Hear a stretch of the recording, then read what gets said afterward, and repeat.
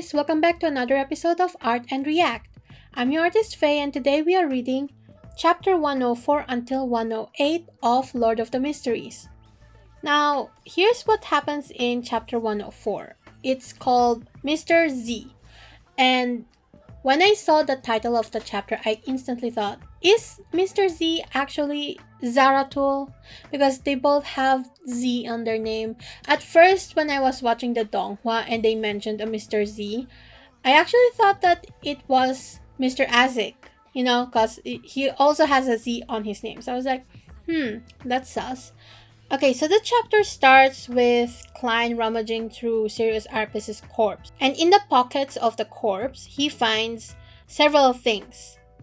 A lot of them not really that suspicious, but there are two things that I find really suspicious that Cuttlefish added into the story, which is a few letters that were folded neatly, 3 to be exact, and 2 pairs of brass keys. Because I think the brass keys could be a hint towards something, like maybe Sirius is hiding something, like a special hiding place that the Nighthawks won't know until much later. Something like that. It's just hinting at something, I feel like, but I don't know. Because something like this is very important for it's like a special way for the author to put in red herrings, so to say. The few letters that we saw Klein pick up from the pocket are actually already addressed in this chapter, because Klein proceeds then to read all the letters, and the letters are addressed to a certain Mr. Z. In the first letter that Klein reads, Sirius is actually trying to defend himself from Mr. Z and why he and Hannes decided to sell the Antigonus family notebook. Because he did not wait for Mr. Z to approve or to, consult their selling of the notebook, right? And we all know how important the family notebook is. Sirius thinks that the Antigonus family notebook is a wicked item. It has a certain life and wisdom, and that it needs to be sealed. Also, he explains to us, the readers, that the notebook shows different things to different people. And he says that it's a proven fact because I guess they showed it to the lamb in the police station. He says specifically lamb in the police station, and when I read it, I was like, oh my god, they have a mole in the police station, in like the police force? Who could it possibly be? We actually do know a lot of police officers in the story, though I don't really remember a lot of their names. The name that really stands out to me that I remember vividly is Bitch. Because it's Bitch. I mean, what can I say? It's a very memorable name, okay? Sirius also thinks that the only way to actually decipher everything in the notebook, to see what everything is being told there, is for the reader to be part of the Antigonus family, to be descended from them. And he also says that the family has a lot of seers. They have the seer pathways, right? So it's possible that they actually saw their demise, and that they planned to somehow, some way, have one of their descendants read the notebook and, have the family flourish once again, come back, have a big fat comeback. Something that Sirius and Hannes knows for a certainty is the fact that the Antigonus family had 3 potion formulas in the notebook, and I'm guessing that one of them would be the clown, right? And they sent these formulas to Mr. Z already. And as you know, as everybody knows in the world of Lord of the Mysteries, I guess, the Secret Order has the seer pathways. And we all know that seers, they are freaking OP trackers. We see it Klein do the tracking thing over and over again, and we all know how crazy it is. So he's like, for our own safety, like Sirius said, for mine and Hannes' safety, we decided that it's for the best to actually send the notebook to somewhere else, sell it to Welsh. And that's what they did. That's the reason why they actually sold the notebook over to Wells. Sirius then mentions that Hannes died in his sleep. He died of a heart attack, and I was thinking, wait, did the captain actually kill Hannes in the novel, like because of a nightmare? Because in the donghua, I vaguely remember that Hannes died because he failed to kill Klein or something. And when the Nighthawk arrived in his apartment, he was already dead. And Mr. Z was the one who actually killed him. So, is it possible that Sirius actually doesn't know who killed Hannes? Because in the donghua, I don't think it would make sense for the director to completely change the reasoning of Hannes' death, right? I feel like that's a very important thing. Because in the novel, it was kind of like an accident, like a coincidence. Because Hannes is taking care of Selene. He wants to turn her into one of their minions, basically. Like he wants to turn her into a Beyonder and become part of their cult, whatever group, right? And she actually saw a secret spell or whatever that he has and decided to use it on her birthday, basically for fun, right? And that was how Klein found out about the whole thing, because of Selena. If Selena hasn't done that, then he wouldn't have any reason to suspect Hannes of anything, right? So it's sus. But then again, we are looking at this in the point of view of Sirius. So it is highly possible that he didn't know about Zaratul, not Zaratul, Mr. Z and Vincent contacting each other, right? As Klein continues to read about the Antigonus family and their ability to, of course, foretell their own doom, and how they probably planned for their family to be revived at some point in the future, he keeps thinking, you know what, this is a really big coincidence. What the hell? Let me read you guys his thoughts. The notebook that led to the original Klein's death and indirectly helped me transmigrate originated from the Antigonus family that has the seer pathway in its grasp. The one that eventually made me choose the seer potion was Emperor Rosel's diary, while Emperor Rosel was biased towards the seer sequence because of the mysterious Mr. Zaratul, who was the leader of the secret order, which also has the seer pathway in its grasp. This is like a suffocating net sewn by fate. What exactly is lurking behind all of this? When he mentioned that, I was thinking, wait, I forgot that Mr. Zaratul is actually part of the secret order. Like, he's the leader of the secret order. So, is it still possible for him to be Mr. Z? Because why else would he be using all these people to do all this shit, right? Unless he, of course, know that it's supposed to happen. Is Mr. Zaratul actually Klein from the future, past, whatever, time shenanigan?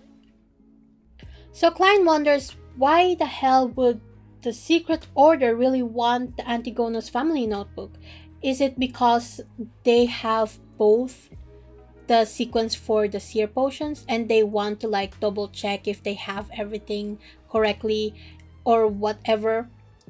So Klein thinks, is this the reason why my divination keeps pointing me towards everything that's related to the Antigonus family notebook? Because the Antigonus family has the clown sequence pathway, though he still don't know why it's like pointing him towards the suited clown, which is, part of the secret order and not related to the Antigonus family, whatever.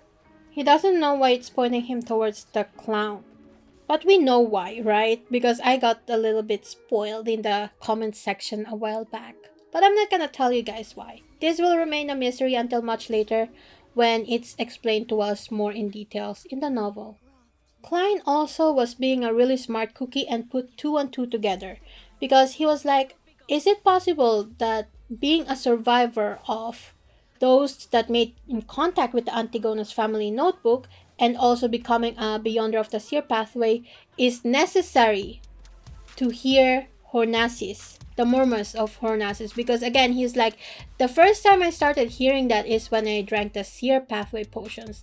He didn't hear that when he just resurrected from the Antigonus family notebook's death curse, right?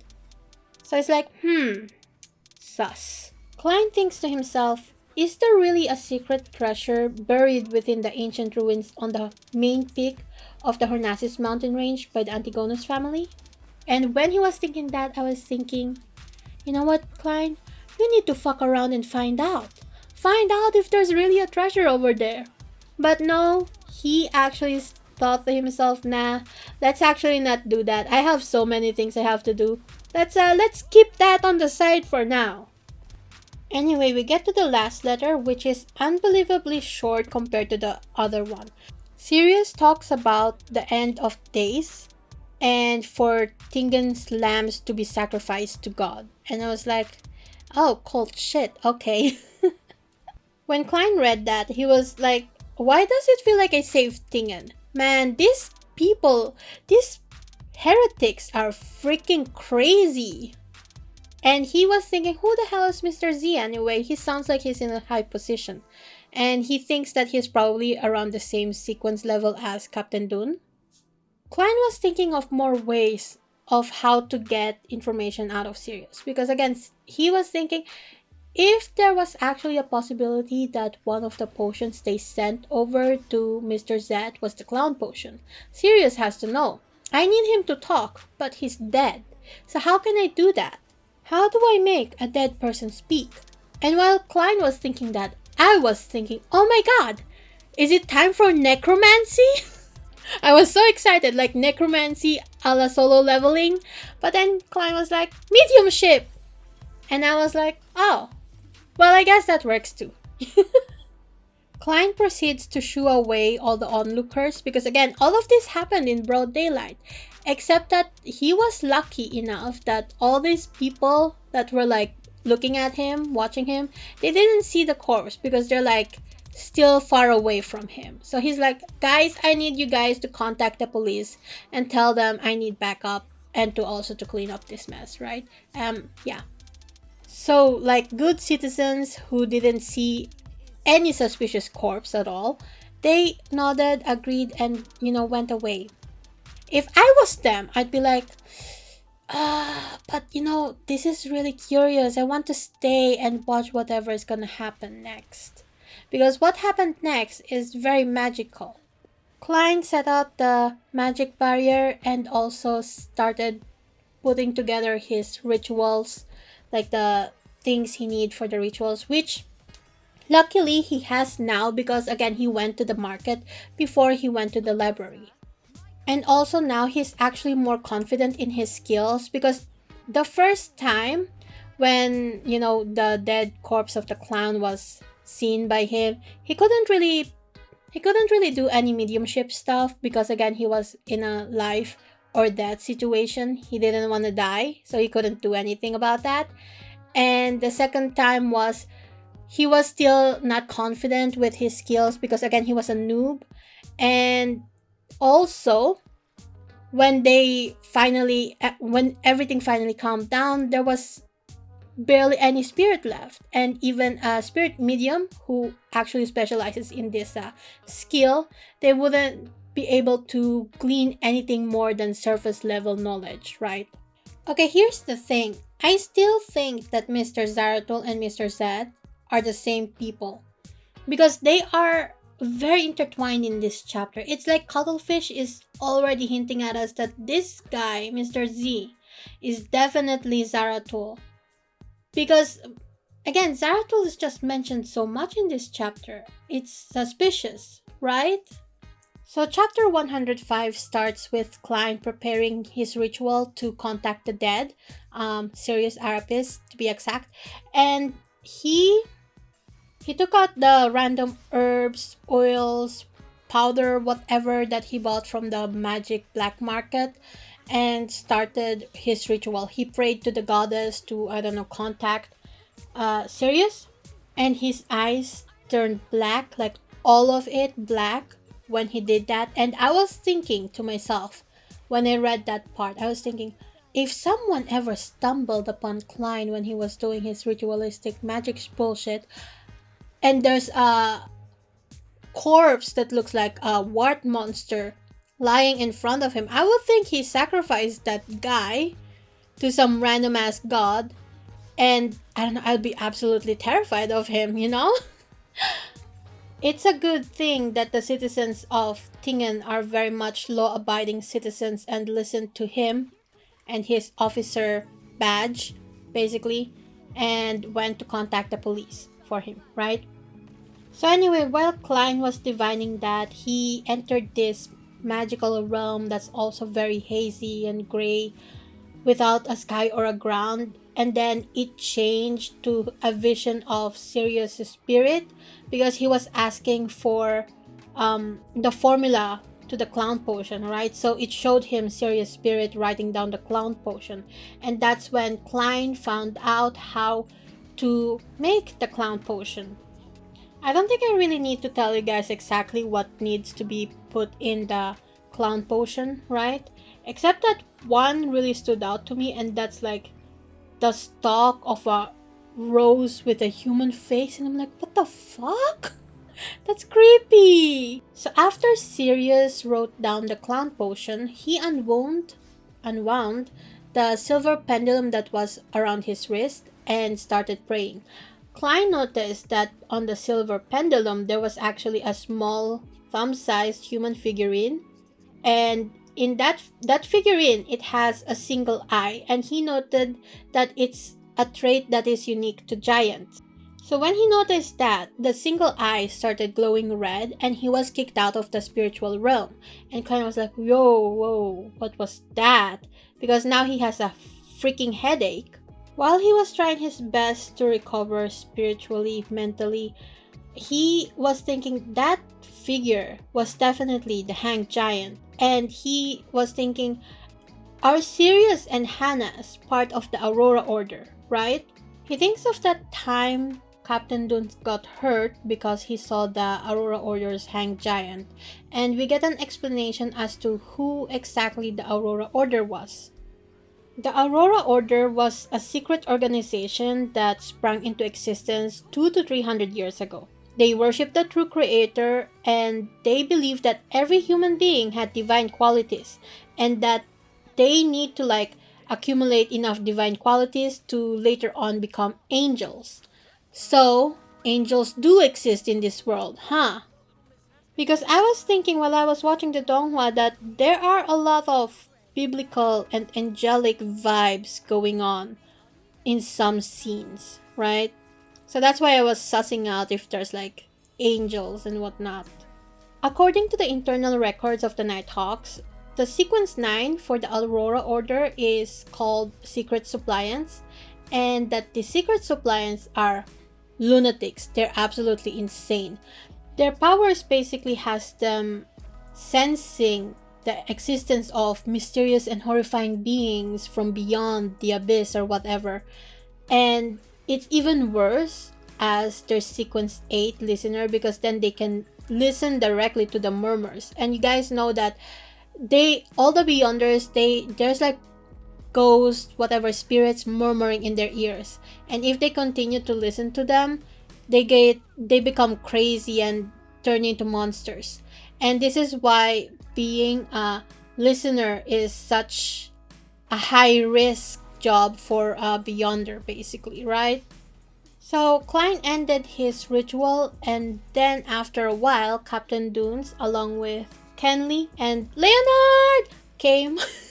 First thing Leonard says to Klein was this: "It seems like your fate is tied to Beyonders and evil forces. In just a few weeks, you have come across more supernatural incidents than what we usually see in months." Leonard joked, looking at the corpse on the ground. Klein was like, "Bruh, I don't think that's a coincidence, to be honest." Captain Dunes cut off their chatter and was like, "You try channeling his spirit?" Because he saw that there's some lingering powders that Klein used for the ritual, and he can also smell the scents of the oils and herbs he used. And Klein, of course, honestly told him that yes, he did because he was worried that they would arrive too late and the spirit would be long gone by then, right? He then reported everything that he found out and everything that happened to Captain Dune, except for the fact that he had the clown potion now. Why didn't he tell that to Captain Dune, you may ask? That's because he wanted to reap double the rewards, as old Neil taught him. Because his idea was this: if Captain Dunes and the rest find out Sirius's hideout and they find the clown potion, then okay, that's good. There will be no additional contribution to him. But if they don't find the clown potion, then he can always just mention, "Hey, you know what, I just remembered, I actually do know the clown potion." And then he will get additional contribution, aka he will get a bonus. You know, money. Old Neil really taught him well, guys. So Klein reports how he managed to get into this situation, how he talked to Swain, the barkeeper, and the connection with Selena and Hannes, and yada yada yada, and how he somehow ended up at the library, right? Leonard was listening to him with a smile. It says here on the text that he was listening to Klein talk with a smile. But he suddenly had to interrupt Klein to ask this question, right? Well, not really question. So this is what Leonard says. "And you bought your identification documents and badge here to flip through the borrowing records? Actually, I am very curious. Why would you come into conflict with this man here? Even if it was a direct encounter, with your style of doing things, you would have pretended that you didn't know him and you would just leave the library. Then you would come to Zutaland Street to ask for our help."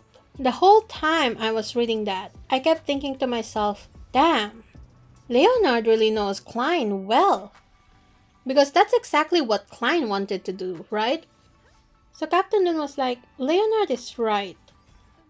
You could have tracked this guy wherever he was as long as he's in Tingen, so what gives, right? Klein was so embarrassed when he said that the librarian recognized Sirius and shouted for him to help, and there was just no way that he could pretend not to hear that. Leonard and Kenley was like looking at each other and they want to laugh so badly. Captain Dune noticed that Klein was really tired, so he's like, "Okay, Klein, dismissed, you can go home and rest." Klein was so tired he almost fell asleep in the carriage a couple times, but he pulled through, and then he took a short nap at home, and after a while, once he woke up, he's like, "Oh shit, I need to get ready and cook dinner for Melissa and Benson." So while he was preparing dinner, he's like, "This is kind of weird. I just fought like a monster beyond or whatever earlier and saved Tingen, and here I am just cooking oxtail soup for my siblings." Chapter 106 is called Artist Klein. And when I read that, I was thinking, oh my god, is he going to scam people into making them think that he's an artist? Which technically he kind of is, because he is drawing himself, even though it's ritualistic magic. At least it's not AI. So the story starts with male wife Klein getting compliments from his siblings because he is an absolutely amazing cook and they just love the oxtail soup that he made. And Klein was like, "Nah, you guys are too much. That's because you guys haven't really had real food yet, you know, like from actual restaurants that are high class. I'm going to take you guys to one of those restaurants someday. Just you wait." And Melissa, God bless her sweet heart, was like, "I like your cooking better." And Girly Pop hasn't even tasted any of those restaurants' cooking. Benson then turns to Klein and was like, "You know, I love the soup, but it feels like it's not supposed to be eaten with bread." Klein says to him, "Yeah, it's actually supposed to be eaten with rice." And they're like, "Oh, rice," because they've never had rice before. And Zoming Rui, the Asian man in Klein, was probably craving rice so goddamn much. I honestly feel him. Also, side note, this reminds me of that one time my mother cooked sinigang. Sinigang is like a soupy dish from the Philippines, and it's my absolutely favorite. Anyway, there were some leftovers for lunch, and I go downstairs to have my lunch, and I noticed that there's no more rice. I was like, oh, okay, then I'll just cook myself. But there wasn't rice anywhere. So I turned to my mom and was like, what happened to all the rice? She's like, we're out of rice. I was like, then what am I supposed to eat the sinigang with? And she's like, well, you can eat it with bread. And the way I gasped, I was like, sinigang with bread? Have we lived in Europe for so long that you want me to eat sinigang with bread? Seriously, the audacity of my mother. Anyway, I just, I did eat it with bread because I was too lazy to go to the store to buy rice myself. Also, I'm pretty sure it was actually a Sunday, so all the stores were closed anyway. Klein tells them that in about 6 months, he will probably have enough saved up so that he can take them on vacation to Desi Bay so that they can try the delicacies there. And they have a delicacy called paella, which is, a Spanish delicacy. How do they even have this here? This implies that the Spaniards exist in this world. Do the Philippines also exist, and did they also get colonized by the Spanish for 300 something years? Is that a thing? Before Melissa can tell him that they need to save money, Klein drops a bombshell on them and says that in another 3 months he's gonna get a raise. And they're like, wait, what? Why? How? What? And Klein explains to them that the police department that's always collaborating with the place he's working at actually hires him as a part-time history consultant. And this is also why they shouldn't be surprised if they ever see him running around with a police uniform at some point in the future, right? Because, again, now he's going to be working with the police. Benson was like, damn, knowledge really is wealth. Is it too late for me to sign up to university? And Melissa was like, you'll need to have Klein's books if you want to study. And Klein was just really happy to let him borrow those books, because again, he has been planning for Benson to enter into the governmental pencil pusher workforce for a while now, because again, he's hinting at it with Audrey, right? He's trying to get Audrey to implement that Decan thing, like the exam thingy that we actually also heard being talked about in the donghua. So the next day, Klein finds himself at a meeting with the Nighthawks. And this is the thing. We have never actually found out that they do these routine meetings every Thursday to summarize the past missions and discuss whatever the fuck is going on. Like, we don't know that. We didn't get that info in the donghua at all. So while Kenley was reporting about Sirius Arapis, Klein was low-key checking him out, right? He says that Kenley wasn't very tall, he has brown hair, and his body size was average, but his muscles, they were very toned. And when I read that, I was like, oop, what the hell?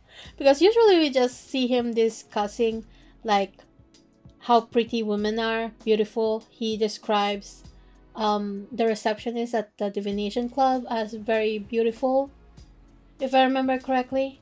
But now, this is, I think, the first time that I actually see him actively, noting someone's physique like this. And I was like, oop, we love a bisexual king. You go, Klein. This is the greed we talk about in the Bible. Also, Klein Kenley is taken. He has a fiancée that he's going to be marrying soon. Of course, you don't know that right now, but you will know in the future, so please don't start hitting on him. Leonard is right next to you. Just so you know, he's available. So, while they were in the meeting, it was actually mentioned here that they kind of raided Sirius's house, apartment, whatever, where he was hiding, and they found out that yes, Hannah's Vincent sold the Antigonus family notebook to Welch, And also they found a bunch of valuable items in Sirius's hideout, which includes Sequence 9 Seer Potion, Sequence 9 Apprentice Potion, and Sequence 8 Clown. So when I read that, I was thinking, oh damn, Klein, he's probably very disappointed because now he can't have a bonus. They're also trying to figure out who could be the mole at the police department, right? Because again, they have like this lamb at the police department that they call. So about the clown potion, Captain Dune turns to Klein and was like, okay, we have the clown potion, but we need the cathedral to confirm that it's, it's actually usable and that it's the real deal. And I was thinking, how do they determine that it's actually the real thing? Do they experiment on someone, like feed it to a random seer and be like, okay, time for you to either become a monster and die, or you become a clown? He's also cautioning Klein about not taking the potion too soon because not everybody can be like Dali. Little does he know, Klein is so close to finishing his digestion of the seer potion, or has he already digested it? But anyway, he is so close to becoming a clown. He agrees either way and says that he will keep his emotions in check. And then Sika reports that they still haven't found any clues about instigator Tris, and I was like, Tris mentioned the witch girl? Damn, okay. And she suspects that he already fled Tingen. Little does she know that Tris is still there gallivanting as a beautiful woman. The meeting low-key reminds me of the Tart Card Club with how they are sharing information with each other, except less transactional. Because again, if you want info from the Tart Card Club, you need to share info back or pay the price, right? Klein goes about his day studying under Old Neil and also training with Sir Gawain, his combat trainer, right? Klein went to Bessic Street after his training, and this was the first time I heard of Bessic Street, to be honest. And I was like, what the hell is Klein doing there? Apparently, he is hiring a detective to do detective stuff for him, right? Klein wants to know more about that chimney that he saw in his vision, and also if this guy he saw is a spectator. He saw some guy that he thinks is part of the psychology alchemist. I honestly don't remember where he saw that guy from, honestly. If it was before chapter 90, there's a high chance that I completely forgot about it because, it's been a while since I read the chapters below 90. So I don't know. But I'm thinking, is it actually... Does he mean the guy from the apothecary? Anyway, he hires a private detective called Henry because as a Nighthawk, he can't investigate this himself. So when he went inside the detective office, he was actually wearing a mask because he wants to stay anonymous, right? Anyway, hiring the detective almost bankrupted Klein because it costs so much to do the thing that he wants, especially finding the chimney that he saw in his vision. And then the guy, the psychology alchemist guy, the reason he wants to find him is so that he can exchange info with him, so that he can use that info in exchange for Miss Justice's, whatever she needs, and maybe money from her too. Anyway, the detective actually thinks Klein is an artist because of how well he drew the portrait of the man he once found and also the chimney. So I was like, oh, okay, so the guy thinks Klein is an artist? Is this the reason why the title is like that? Anyway, after Klein said his goodbye to the detective, we actually move POVs and see what Audrey is up to. She is on her way to Viscount Gulane's luxurious mansion to meet the Beyonder that he was telling her about. And that's how the chapter ends. Before we move on to the next chapter, I would actually like to announce something. I would like to announce that my commissions are now open. So if you guys want something drawn from me, you want your OCs to be drawn, your favorite characters in whatever series, My commissions are open. My Vision link is down in the description below, so if you guys are interested, please check it out. And yeah, that's pretty much it. Thank you for listening. Let's go back to the story. Chapter 107 is called FORS. So here's the thing. I don't live entirely under a rock, and I do go on social media often. What I'm trying to say is that I actually saw some people talk about a FORS, but I didn't know who she was. I just know that she existed before this chapter, okay? What we find out in this chapter is that FORS is actually an author, and she wrote Stormwind Mountain Villa. I forgot the villa part. And she's the Beyonder that Glaint wants to introduce to Audrey. Apropos Audrey, I am actually surprised because this chapter is based on Audrey's point of view. That's why we know so much about FORS right now. So anyway, Audrey was like, oh yeah, she's the writer for Stormwind Mountain, which is like super popular apparently. But Audrey is like, yes, I enjoyed that book.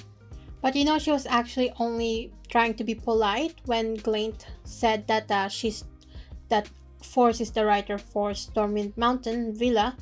Because Audrey, while she did read the book, she stopped like 1/3 of it because she got distracted at becoming a Beyonder. After she became a Beyonder, she started reading psychology books and, you know, just researching more about the mysticism and stuff like that. So she just had no time to sit down and enjoy a novel. So Glaint then mentions Audrey playing the piano. And Audrey realizes that he's trying to show her off. And I was like, why is he trying to show her off? It's not like they're dating, right? So I'm like, ugh, you guys. And she tells him, I don't think so. My piano music teacher, whatever, they said that my standards have deteriorated. How do you say this? Deteriorated recently, and I need more practice. So I can't do it for you, bro. And Glaint was like, oh, okay, alright then. And then he introduces her to Miss Force Wall. And it says here that she's 23 years old and 1.65 meters in height. That's like pretty average, to be honest. And I was like, why is this being pointed out? Why is that being pointed out? Is that important? So in that short amount that FORS and Audrey met, Audrey has been analyzing FORS. She's like, oh, she has obvious calluses on her fingers on spots that holds a pen, which is actually that's a thing. A lot of artists has something similar, especially the ones that are like working traditionally, because I remember when I was drawing with a pencil more often than my graphic tablet pen, I would have calluses on my finger, on my middle finger, because I would press so hard on it. Audrey also notices that Miss For's fingers are kind of yellow, like there's traces of yellow on it, and she's like, oh, she likes cigarettes. Force likes to smoke. And then she also notices that her arm movements, Miss For's arm movements, are very decent in strength. So that means that she probably either likes exercising or she used to have a job where she, works out a lot. Audrey also notices that FORS kind of has a bit of a superiority complex when it comes to them, because she notices that FORS's eyes and emotions are very relaxed, and she is giving off that feeling of looking down on Glaint and Audrey because she's a Beyonder, basically. Audrey thinks that it's suspicious how calm she is, because if Glaint accidentally found out about her Beyonder powers, then that would mean that she should show more anxiousness and uneasiness compared to how relaxed she is. So Audrey deduces that she actually probably approached Glaint and showed off her Beyonder powers. Now here's the question, why would she need that? Did she approach Glaint because she needs money or support to buy Beyonder ingredients and whatnot? Because she is an author. Even though she is a popular author, she probably also doesn't earn that much because, it is what it is. Unless she's super big.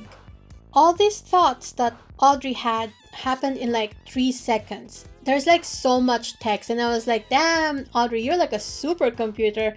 I do wonder between Klein and Audrey who would be more of like a supercomputer detective. I actually think it might be Audrey because she is her Beyonder pathway kind of leans more towards it than Klein's, right? Klein is just naturally very perceptive and inquisitive, I guess.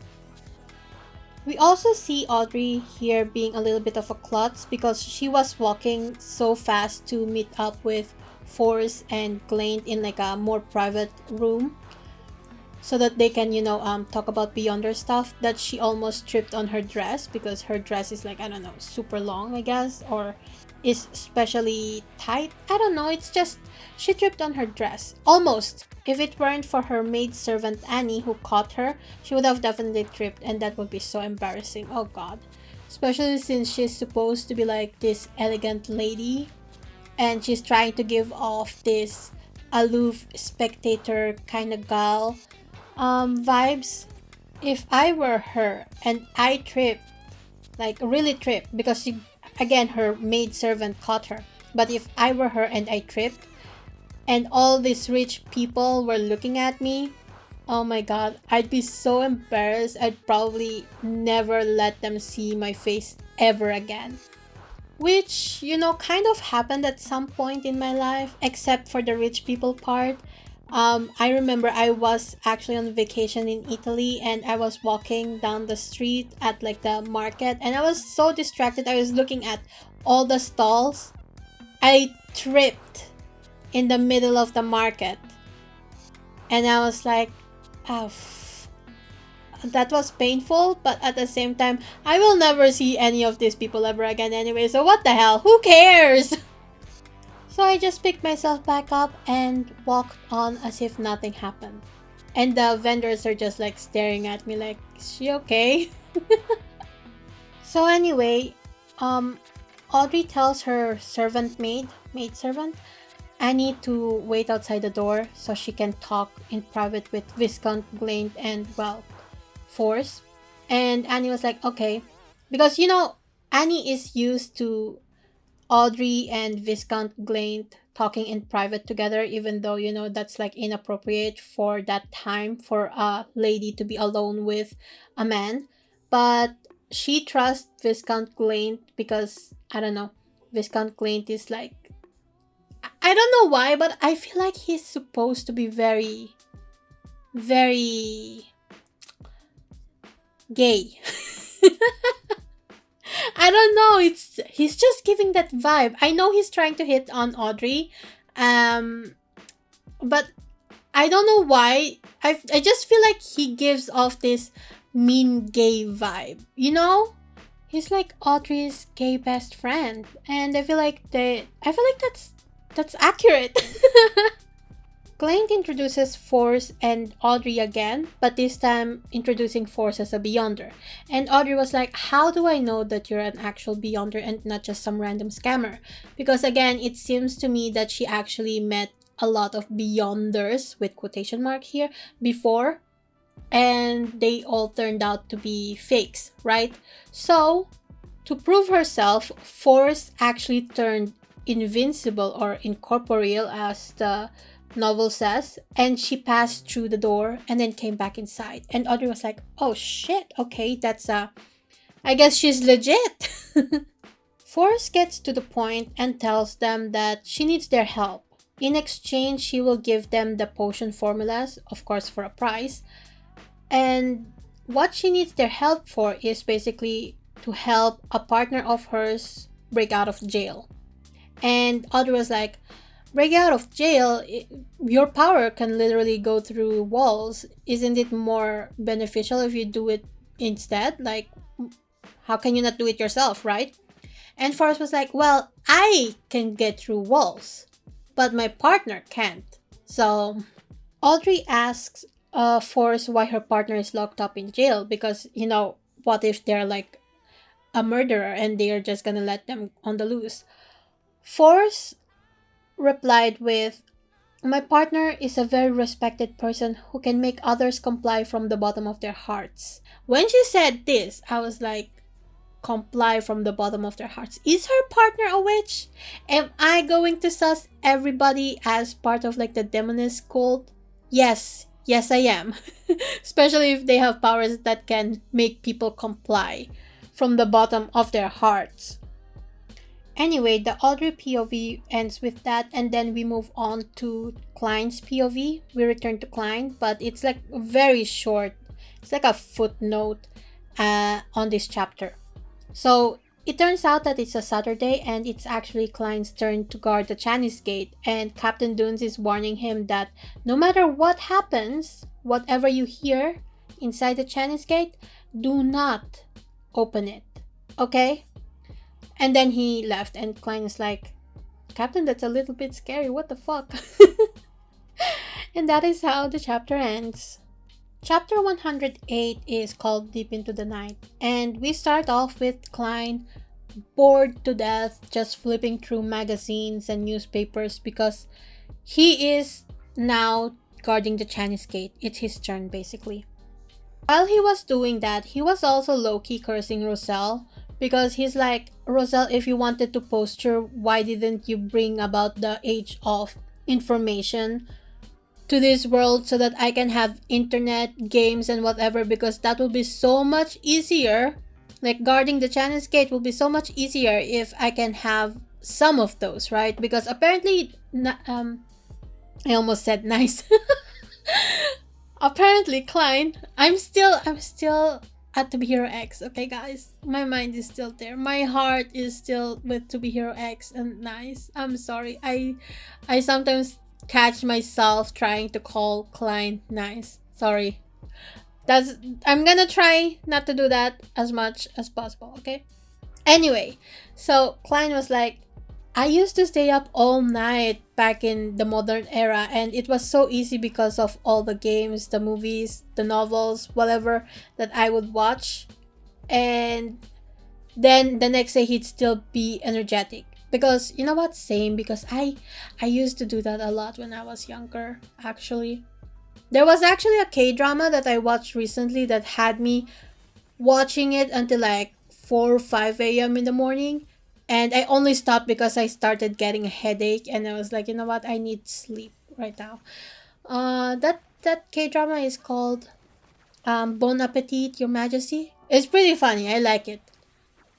One of the magazines that he flipped through is called Ladies Aesthetic, which talks about fashion and dating, and he's like, oh, this must be Roseanne's.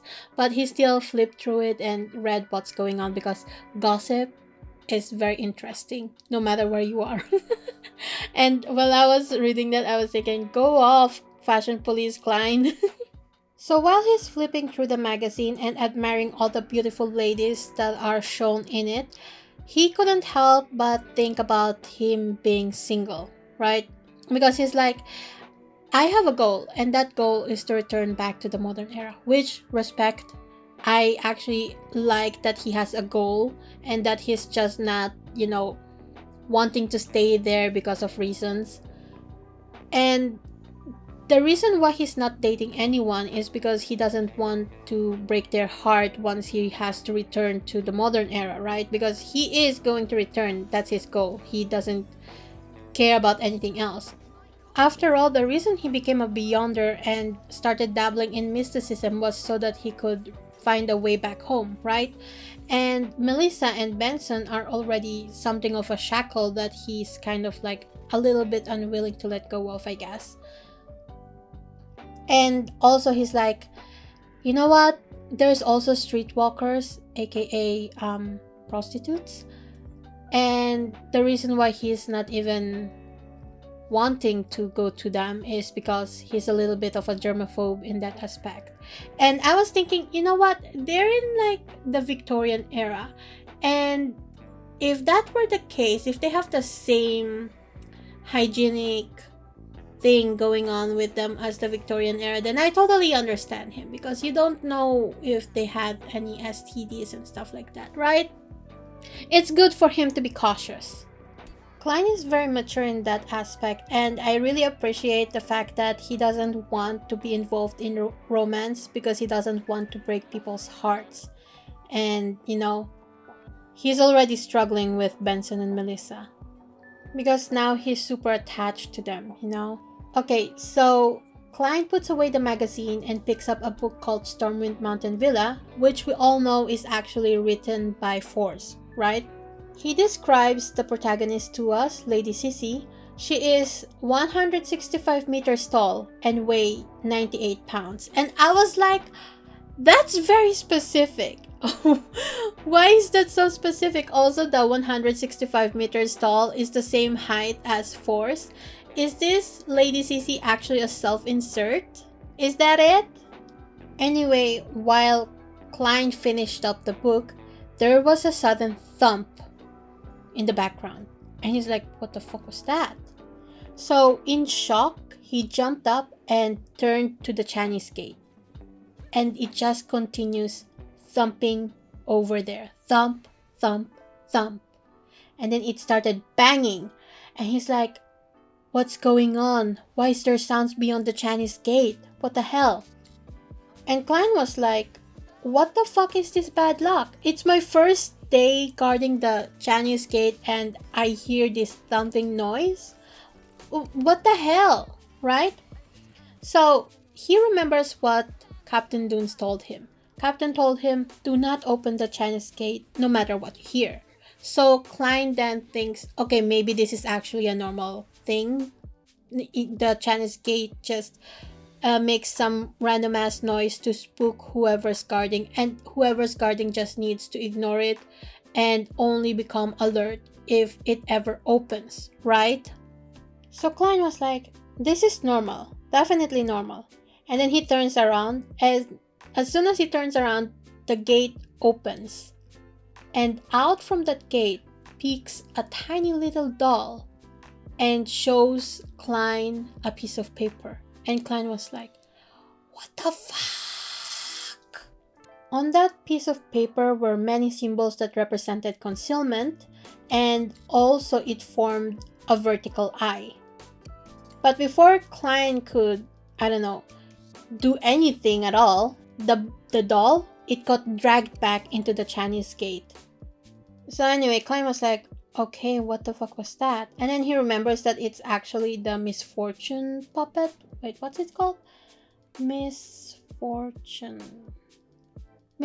cloth puppet. I forgot the cloth part. Okay. So it's a danger grade 3 and it's considerably dangerous. But the thing is, this doll doesn't have any life to it. Like, it's just a doll. But if you have that doll, you basically become unlucky until you transfer that misfortune that the doll gives you to someone else, right? So anyway, that doll doesn't have any life to it. So Klein was like, how is it possible that it's over here? Because apparently also the doll doesn't really want to leave the Chinese gate. So he's like wondering, why is it out of the Chinese gate then? Why did it get out? The fuck? Right? So he's like, I need to report this to the captain. So Klein rings the alarm bells, and Leonard and the other sleeveless who was chilling somewhere else, playing card games, they're like, oh shit, what's going on? And then they rush over to Klein's side, right? And next chapter, I'm guessing, is we're gonna see a lot of Leonard, so I'm super excited! You guys know how much I love this twink. Well, is he even a twink? I don't think he is. He's not in the donghua, that's for sure. Anyways, what did you guys think of these chapters? Oh, before I completely leave, I actually wanted to say that perhaps I should title this series Art and Recap, because I am not reacting technically, right?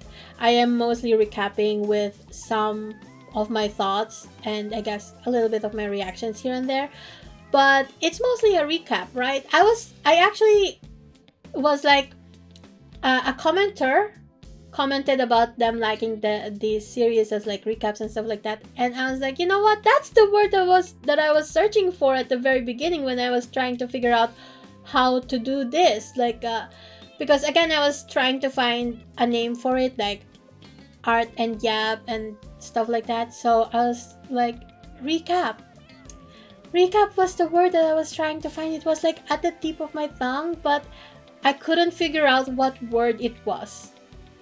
So yeah, I guess from the future onward, it's going to be art and recap. What do you guys think? Tell me. And yeah, now for the ending. Before I go, please leave a like, subscribe, and a comment. It helps my channel out a lot. Check out my webcomic Dreaming of Aurora if you have the time. And finally, thanks to my patrons, Robek, Vanarik, and J. Volchevaliska for the support. I'll see you guys next time. Bye! Oh yeah, and don't forget my commissions are open. Check out my VGen link in the description below. Bye bye!